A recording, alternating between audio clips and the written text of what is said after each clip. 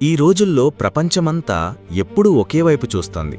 ఎక్కడ యుద్ధాలు జరుగుతున్నాయి, పెట్రోల్ ధరలు ఎంత పెరిగాయి, స్టాక్ మార్కెట్ ఎలా పడిపోయింది, రాజకీయ నాయకులు ఏం మాట్లాడుతున్నారు, బ్రేకింగ్ న్యూస్ ఏంటి అని అందరూ వాటివైపే చూస్తున్నారు. కానీ వీటన్నింటి వెనుక ఎవరి కంటికి కనబడకుండా చాలా నిశ్శబ్దంగా ఒక భయంకరమైన సంక్షోభం ముంచుకొస్తోంది. అది ఆకాశంలో ఎగిరే మిస్సైల్స్ లాగా భయపెట్టదు, సరిహద్దులు దాటుతున్న ట్యాంకర్లలాగా శబ్దం చేయదు. కానీ అది ప్రతి సామాన్యుణ్ణి, ప్రతి కుటుంబాన్ని నేరుగా దెబ్బతీయబోతోంది. ఎందుకంటే ఈ సంక్షోభం డబ్బు గురించి కాదు, పాలిటిక్స్ గురించి కాదు, ఇది ఆహారం గురించి. ఇది ప్రతిరోజూ నీ తినే అన్నం గురించి, నీ పిల్లలు త్రాగే పాలు గురించి, కూరగాయలు, బియ్యం, గోధుమలు, మనం బ్రతకడానికి అవసరమైన కనీస అవసరాల గురించి. యేసుక్రీస్తు మత్తయి 24వ అధ్యాయంలో స్పష్టంగా చెప్పాడు, అంత్యదినాల్లో యుద్ధాలు, భూకంపాలు, తెగుళ్ళు మాత్రమే కాదు, కరువులు కూడా వస్తాయి. కరువు అనగానే మనం ఏమనుకుంటాం? ఎక్కడో ఆఫ్రికాలోనో మరెక్కడో పేద దేశాల్లోనో వస్తుందనుకుంటాం, మనకు రాదులే అనుకుంటాం. కానీ దేవుని వాక్యం చెబుతున్న సత్యమేమిటంటే, మనం అనుకున్నంత బలవంతులం కాదు, మన సిస్టమ్స్ మనం అనుకున్నంత సురక్షితం కాదు. సప్లై చైన్లో ఒక్క చిన్న లింక్ తెగిపోయినా కోట్లాది మంది ఆకలితో అలమటించాల్సిందే. ఈరోజు మనం బ్రతుకుతున్న మోడర్న్ ప్రపంచం మనల్ని చాలా సౌకర్యాలకు అలవాటు చేసింది. సూపర్ మార్కెట్కి వెళ్తే అన్నీ దొరుకుతాయి, ఫోన్లో ఆర్డర్ పెడితే అరగంటలో ఫుడ్ ఇంటికొస్తుంది, మనకు ఏది కావాలన్నా ఎప్పుడూ రెడీగా ఉంటుంది.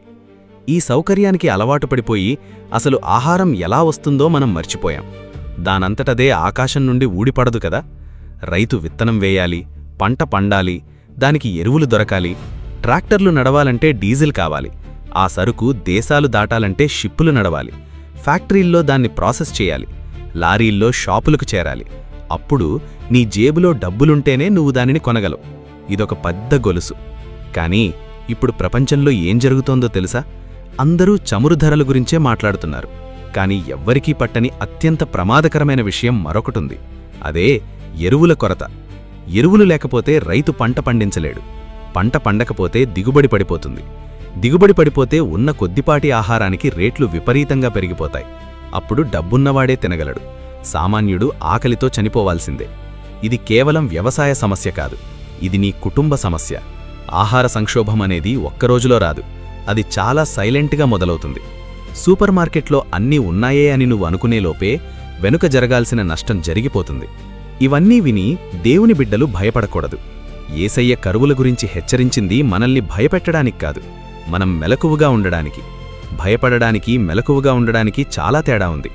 లోకస్తులు చూసి భయపడతారు, కానీ క్రైస్తవులు ప్రార్థనాపూర్వకంగా జ్ఞానంతో సిద్ధపడతారు. బైబిల్లో ఎప్పుడైనా సరే కరువొచ్చినప్పుడు మనిషి యొక్క గర్వం అణిగిపోతుంది.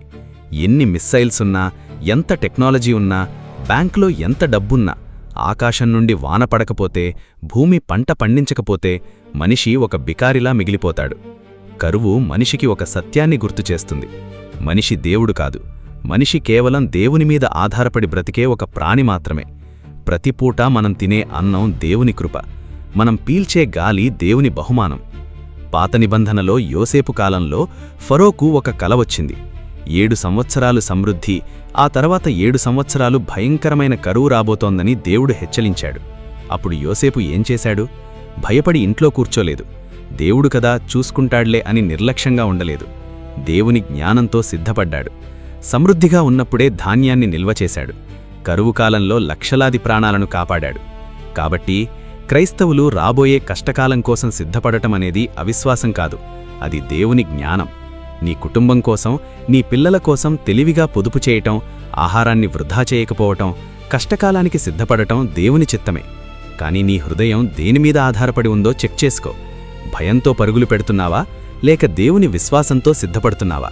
కొంతమంది తమ జీవితాలను డబ్బు మీద, రాజకీయాల మీద, టెక్నాలజీ మీద కట్టుకున్నారు. కానీ దేవుడిప్పుడు ఆ పునాదులను కదిలించబోతున్నాడు. ఆహారం కొరత ఏర్పడినప్పుడు, ధరలు పెరిగినప్పుడు, సప్లై చైన్ ఆగిపోయినప్పుడు ప్రపంచం ఒకే ఒక్క నాయకుడు కోసం ఎదురుచూస్తుంది. మాకు ఆహారం పెట్టే నాయకుడు కావాలి అని లోకం ఏడుస్తుంది. ఆ సంక్షోభం దేనికి దారితీస్తుందో తెలుసా? క్రీస్తు విరోధి రాజ్యానికి. ప్రకటన 13వ అధ్యాయం మనం ఎప్పుడు చదువుతాం. ఆ ముద్ర లేనిదే ఏ మనుష్యుడునూ క్రయవిక్రయాలు చెయ్యలేడు అని వాక్యం చెబుతోంది. అంటే దాని అర్థమేమిటంటే, కొనాలన్నా అమ్మాలన్నా అంటే ఆహారం కావాలన్నా కూడా ఆ గ్లోబల్ సిస్టంకు దాసోహమవ్వాల్సిందే. ఈరోజు ప్రపంచం ఎలా మారుతోందో చూడండి. మనం క్యాష్ వాడటం మానేసి డిజిటల్ పేమెంట్స్ వాడుతున్నాం. ముఖాన్ని స్కాన్ చేసి వేళ్లిముద్రలు వేసి ట్రాన్సాక్షన్స్ చేస్తున్నాం.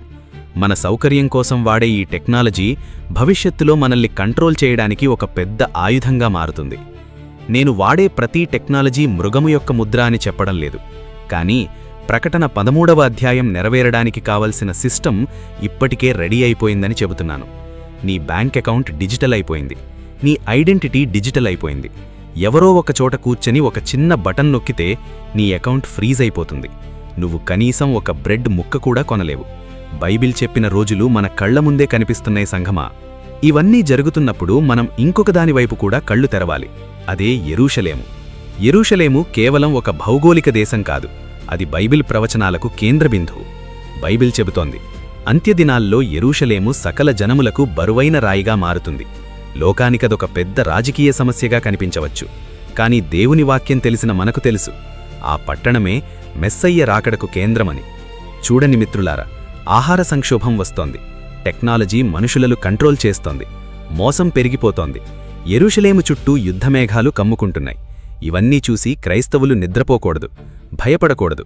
బైబిల్ ఈ ప్రవచనాలన్నీ మనకి ఎందుకిచ్చిందో తెలుసా? మనం భయంతో వణికిపోవడానికి కాదు, మన దేవుడైన యేసుక్రీస్తు వస్తున్నాడు అని ధైర్యంగా తల ఎత్తుకోవడానికి. మన నిరీక్షణ ఈ లోక నాయకుల మీద లేదు. మన నిరీక్షణ స్టాక్ మార్కెట్ మీద లేదు. మన నిరీక్షణ మన బ్యాంక్ బ్యాలెన్స్ మీద లేదు. మన నిరీక్షణ సిలువలో మన పాపాల కొరకు రక్తం చిందించి 3వ దినమున మృత్యుంజయుడై లేచిన మన రాజు, మన దేవుడైన యేసుక్రీస్తు మీద మాత్రమే ఉంది. ఆయన తిరిగి వస్తున్నాడు. రాజులకు రాజుగా రాబోతున్నాడు.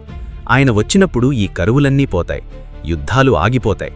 ఆయన మన ప్రతి కన్నీటి బిందువునూ తుడుస్తాడు. అన్యాయపు రాజ్యాలన్నీ కూలిపోతాయి. ఈ లోకం వైపు చూసి భయపడకు సహోదరా. రాబోయే శ్రమల కాలానికి భయపడకు.